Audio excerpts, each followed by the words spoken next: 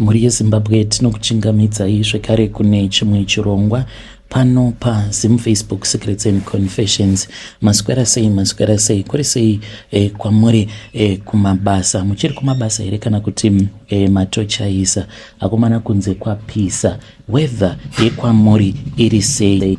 Papeji redu riya reFacebook matoenda here mukanoita follow kufacebook page redu. I am asking for your support kufacebook. Ndichange ndichizoita airtime giveaway pandicha posta nyaya dzana Haiti. You just check in the comment section, ndichaisa airtime comment section ku Facebook ikoko, so make sure that you followed the page kana kuri kunzi unenge uri muSouth Africa for now, and change ndichizopota ndichiti pazuva ndinenge ndichikanda ka airtime voucher ikoko ku page redu reFacebook. Kana wanga usati wafollowa page redu, you just search for Brother Nashi, then you'll be able to follow me. Vaya vanenge vachida follow munongo nditumidzirawo message ku Facebook ikoko tobva taita follow. Let us grow together ku Facebook. Rekedzei tibva tapinda muma messages edu avo atadzoka takakubatirai. Message edu yekutanga yakamira sekudai so: hanzi makadai zvenyu mukoma, ndinokumbirawo kuti munge muchindiposterawo nyaya yangu makavika chitupa changu. Ininiwo ndiri murume uye zvekare ndine makore 30 years kuberekwa. Nyaya yandiunza pano, please vigaiwo makore angu.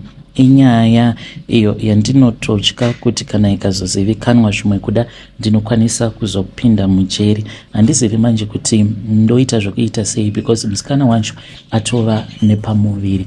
Zvinhu izvi zvakaitika apo pandakaenda kumusha. Ndichienda kumusha, mission yangu yainge iri yekuti ndainge ndichida kuti ndinge ndichino apply passport mushure mekunge ndakabirwa bhegi.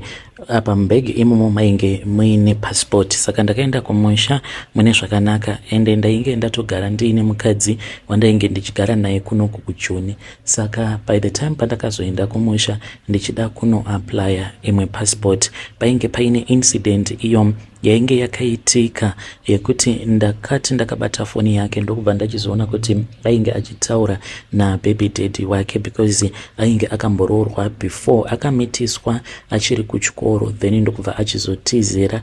Iye akandiudza kuti vainge vasina kurambana, but akarambwa navamwene vakati vainge vasingakwanise kumugamuchira semuroora. Saka achindiudza iye ainge achiti zvakazokonzeresa kuti vange vachizotanga kuva toxic towards each other, ndokubva achizoona kuti marriage yacho it was never going to work, because hama dzemurume dzainge dzisingamudi. Then ndakabva ndachizoti mukadzi uyu anoratidza kuti ane pain yakawandisa yaakapiwa nemurume wake, so ndokubva ndachizomupa mwoyo wangu.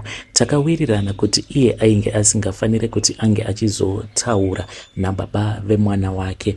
Tainge takawirirana kuti kana achida kutaura nababa vemwana anongotuma amai vake, sezvo vainge vari ivo vainge vagere nemwana. But ndakazonobata mameseji ndikabva ndaona kuti vainge achitaura nababy daddy vake. Akandikumbira ruregerero akati it was an emergency, aiva nemari yaainge achida, so it was an emergency. Ndikati okay, hazvina kuipa, but zvakandibata ndainge ndava kungogara ndichingofunga nezvazvo mumwoyo mangu. Saka ndiri munzira ndichitoenda kumusha ndakatongotanga kungozvibvunza kuti what if vanhu ava kana kuri kunzi vanenge vachidanana, what if kana vanhu ava vakasara vachizotorana vakatorara vose, because baby daddy vacho vari muSouth Africa. Saka zvinhu zvekuti zvakangotanga kungondidya mupfungwa dzangu ndiri munzira apo pandainge ndichienda kuZimbabwe. Saka ndakazoti ndasvika kumusha mukoma sezvisineiwo ndainge ndichigara kumba kwebest friend yangu. Saka mukuzobuda tichifamba ndipo apo ndakabva ndachizosangana neumwe musikana akandinyepera. Iye akandinyepera kuti ainge aine 19 years, sezvo ainge aine muviri mukuru. Ndakarara naye ndikashamisika ndikaona kuti ainge achiri mhandara. Ndakadzoka kunoku akandisendera message akati ane nhumbu, saka she is under age. Apa baba vacho mukomana ashe ari kuti kana nyaya iyi ikangozivikanwa nababa vangu meno, because baba vacho ivo vatombori ine imwe case yavanonzi vakatomboendla mucommunity mushure mekunge umwe mwana ainge aine 16 years amitisiwa noumwe anoita zvekudhiraivha makombi anzi akatosungisiwa nababa vacho. Saka iye ari kuti hazviiti here kuti ndinge ndichitiza kana kubva pamba ndoenda ndonogara nevabereki vako, ndiri kutsvakawo rubatsiro. Musikana uyu handina kumubata chibharo, akandinyepera makore ake, ndikafungidzira kuti she was above 18. After ndabva mukurara naye ndakatozviona kuti mwana uyu achiri mwana mudiki. After ndabva mukurara naye kana bhodhi yake pandainge ndava kumubata kuti munhu uyu haana 19 years, but tainge tatova in the heat of the moment. Iye anoti anondida, anoti kana kuri kunzi nyaya ikazozivikanwa nababa vake kana vakandisungisa anokomita suicide. Saka ndiri kutsvakawo rubatsiro. Ndomuunza here muno muSouth Africa, ndozviri safe here? Ko muno macho akauya apa aine 16, handisi ndinenge ndapinda pama1 here? Ndanga ndichifungidzira kuti ange achienda kunogara nevabereki vangu. Kumuda ndinomuda zvangu, kutaura chokwadi. Vedare ndo message iyo yandakatumidzirwa ichibva kuna mukoma vedu. Ngatizamei kuti tinge tichitaura navo mukoma vedu ava mucomment section.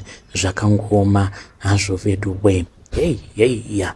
Pakaipa. Let us try to speak with our dear brother in the comment section. Hanzi ndakarara ne underage 16 zvechokwadi. Underage munozvionawo sei muri yeZimbabwe. Rekedzai tibva taenda panyedu inotevera. Nyedu inotevera yakamira sekudaiso. Hanzi mukoma makadii zvenyu? Ndinokumbirawo kuti munge muchindiposterawo nyaya yanguwo makaviga chitupa changu. Ndauyawo pano ndiine secret yangu iyo yandiinayo. Secret yangu yakamira sekudaiso. Ndiri mudzimai uye zvekare ndine makore 25 years kuberekwa. Ndakamboshanda pane imwe crash. Tichishandapo pacrash apa pane zvimwe zvataipota tichiita. Mazuva ekutanga ndainge ndichiramba, but vakazondiudza kuti kana usingadi basa rako rinopera. Mukomana achine manetsero avo anoita mabasa muSouth Africa. Ndakabvuma. Apa mari yatainge tichipiwa pamwedzi taipiwa ma6500, then wobva uchizobhadharirwa mari yerent. Ipapo nemurume wangu mumukuku uyo watainge tichiloja tainge tichibhadhara 1000, wobva uchizopiwa zvekare mari yekutenga chikafu like mabasics. Saka izvi ndo zvavainge vachida kuti ndinge ndichiita nevamwe vakadzi avo vainge vachishandawo pacrash ipapo. Ndini muZimbabwe wekutanga kushandapo pacrash, even though amai vacho vainge vari vekuZimbabwe. Vatori neukama, handidi hangu kukuudzai kuti vane ukama nani, but munhu wacho yeye mukomana atori nemukurumbira kuZimbabwe. Ndakatanga kuzviona kubva zvandakatanga kuvashandira. Ndaigara ndichivabvunza kuti naimi hamuna ukama nanemi yedheni here? Vachiramba. Kusvika ndazoziva surname yavo ndikati ko imi zvamunoshandisa the same surname? Ndopa vakazoti tine ukama. Saka izvi ndo zvataipota tichiita mukoma. Vakandiudza kuti makuseni ega vana vose vachingosvika, because taitanga kutora vana kubva pa1 month. Saka vainge vachiti vana vachingosvika vose avo vanenge vachiri kushandisa madiapers, taivachinja madiapers avo avanenge vabva kumba vakapfekedzwa nevabereki vavo, then taibva tachizovapfekedza edu madiapers, tavapfekedza edu mapampers. Mukoma tainze tinge tichimwaya zvimishonga izvi taizvimwaya panhengo pavo vana ava, whether mukomana kana kuti musikana. Saka mushonga wacho iwoyo wataimwaya wainge wakaita white, but waita sekunge bute. Saka taiti kana tamwaya kudaro vana ava vaizoti kana vakaita poop, saka pampa iroro rinenge riine poop kana riine wet, taiva nerimwe plastic bag iro rataizoenda tichinokanda pampa iroro mune rimwe plastic bag, but kana riine poop painge paine rimwe zitswanda. Vainge vakati taifanira kuti tinge tichizokanda mapampers awa atinenge tachinja vana, mapampers anenge aine poop. Saka murume wavo aizouya nemotikari, aiwanzokuuya sometimes aiuya kana kuma past 4 kana kuti before 4 o'clock tisati tachaisa, paya patinenge tava kuda kunochaisa. Murume wacho ndipo paaiouya, then aiti kana auya obva achizotanga kulodha mapampers iwawo awo atinenge taswera tichichinja vana anenge aine pupu. Aizviitira zvinhu izvi ari ega, aingotora tswanda iya obva aenda nayo obva atanga kulodha mumotikari. Apa aifamba neimwe bhenzi mukomanashi. Mubhenzi imomo ndimo maaiisa mapampers acho ainge achiiswa kubackseat, ndokwa aiiswa, then obva atotorana nemukadzi wake obva vatoenda kumba. Izvi mukomanashi vakazviita kwenguva yakareba. Pacrash apa, what I discovered later on, ndakazoona kuti pacrash ipapo vana vanenge vakadzidzapo pacrash ipapo vazhinji vacho mukoma vaizongotanga kungorwara maallergies, kungoondoroka, kungoperezeka, uye zvekare vana vaifa each and every year. Paitowanikwa mwana anofapo pacrash ipapo. Apa mukadzi iyeye ainge aine imwe mari inototyisa. Vakazogumisidzira vava kuita zvemabhazi, matraki, ende vainge vava nemacontracts muno muSouth Africa. Handina kumbogara hangu ndakaenda kumba kwaainge achigara, but ndaingonzwa nemamwe maSouth Africans avo andainge ndichishanda navo, avo vaaiwanzokuenda navo kumba kwake because ainge asingade kuzivikanwa kuti anobva kuZimbabwe. Mukomanashi, it was so surprising. Mukoma mari dzataipiwa aikwanisa kungoti kana iri month end aita sekunge akanganwa. Saka mazuva ekutanga ndaifungidzira kuti zvimwe kudai laki, but ndakazotozviona kutoti no, vanhu ava ndo zvavatori. Mwedzi wekutanga wandakapiwa mari yakawandisa, murume wacho akauya ainge ari Maxeni, akabva achizonditi Linet, not her real name, mari yako, akandipa mari iri muenvelope. Even if wainge uri muSouth African uine bank account, vainge vasingashandisi maaccounts kuti vange vachikupa mari yako yepay, vaitokupa mari yako cash and direct. Saka vaitouya nemaenvelopes. Akauya neenvelope murume wacho akabva anditi, Linet, mari yako yepay iyi, you are a very hard worker, unodadisa mwana wekumusha.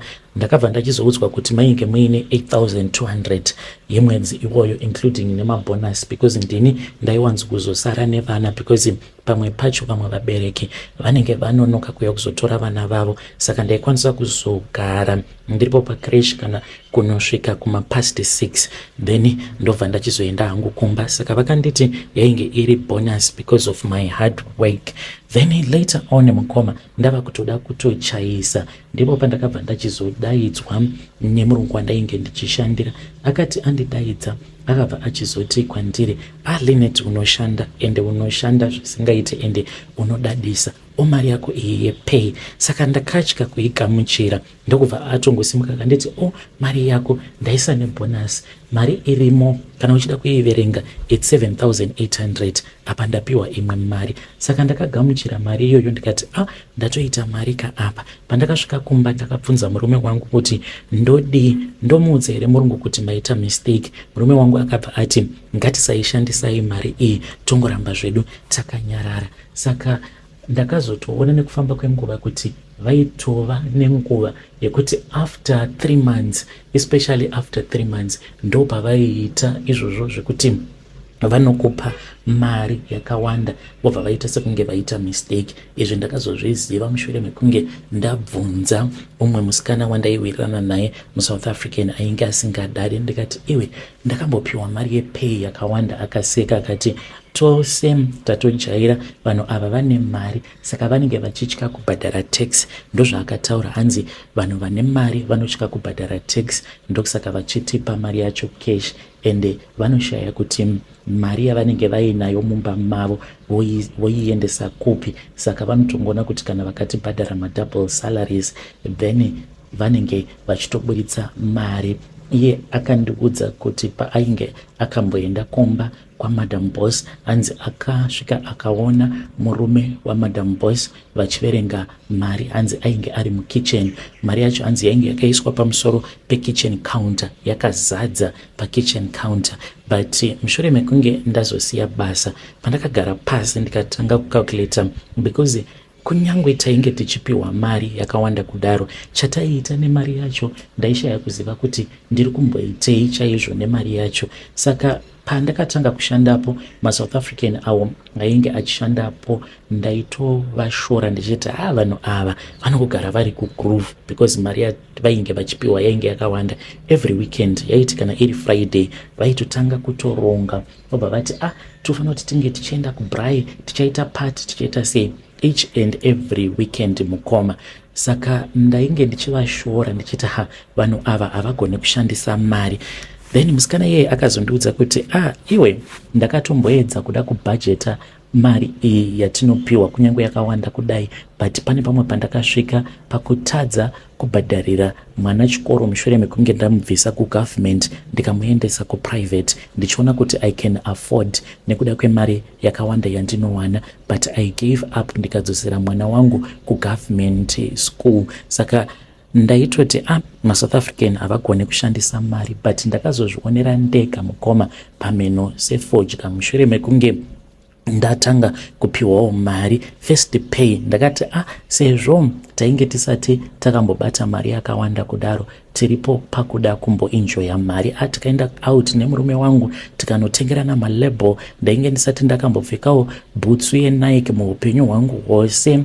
Tikatoendawo mumateki town tikazvitengerawo bhutsu dzinodhura, tikatengawo matishet anodhura. Then ndokubva tachizoti mwedzi unotevera tinofanira kuti tinge tichikwanisa kuronga nemari. Ungairongera mari yeurombwa haufi wakairongera ukaigona.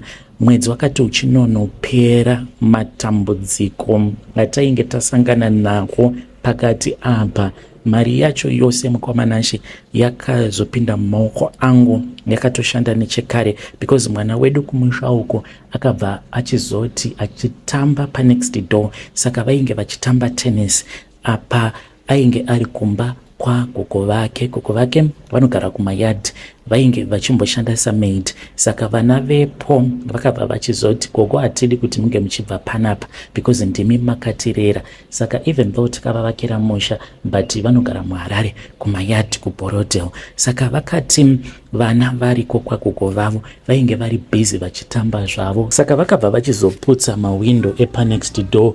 Mwana wangu ndiye akabva achizonzi ndiye ainge aputsa, zvikanzi taifanira kuti tinge tichizomatenga mawindo. Iwavo vakati vainge vakamatenga kuCTM.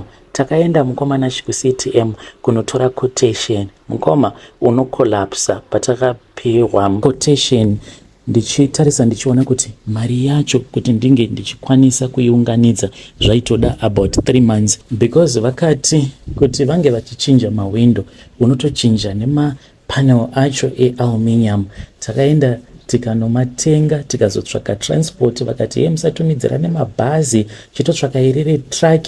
Vakabva vachizotitsvakira munhu zviya zvekutotikaurisa, ndokubva tachizobhadhara munhu wacho uyo akazotakura mawindo nemapanels. Zvikaenda kuZimbabwe. Takaita gore rose mukoma tichingoshanda, tichingosangana nemaproblems. Vana vaiti kana vakasaita musikanzwa, amai vangu vaingotanga kungorwara, votonzi vaendeswa kuchipatara, havasi kunzwa zvakanaka, BP yavo yakwira, vatoiswa paoxygen machine. Apa kunenge kuchidiwa cash. Taitora kamari katinenge taseva kaya, then tobva tatokaendesa kumusha. Kusvika ndichizoregedza kushanda, ndichiona kuti chacho chandiri kuita nyangwe ndichipiwa mari yakawanda kudaro, but I can't even afford anything. Takasvika pakuseva sadza nemadomasi nemurume wangu, yet ndaikwanisa kupiwa double salary in a month, kubata mari inosvika kuma15,000.